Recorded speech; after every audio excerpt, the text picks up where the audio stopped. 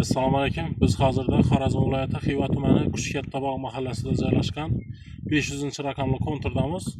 Ushbu konturimizda Xalq banki bilan hamkorlikda bir kontur bir mahsulot tamoyili asosida piyoz mahsulotlari yetishtirish ishlari amalga oshirilmoqda.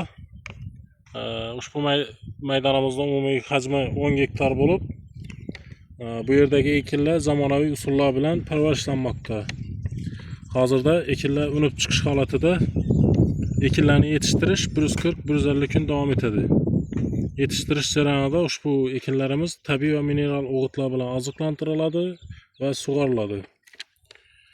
Ushbu loyihaga 55 ta dehqon xo'jaligi biriktirilgan bo'lib, har bir dehqon xo'jalik uchun o'rtacha 0,2 gektar yer maydoni to'g'ri keladi. Loyihani samarali amalga oshirish uchun lider tadbirkor Mashirib Jabbor ishlab chiqarish kooperativi biriktirilgan. Ushbu loyiha bo'yicha har bir gektardan 35 tonnadan jami 350 tonna hosil olish rejalashtirilgan. Mazkur ekinlar yig'ishtirib olingandan so'ng ikkilamchi ekinga ham yuqori daromadli ekin turlari ekish orqali dehqon xo'jaliklarining daromadlarini oshirish ko'zda tutilgan.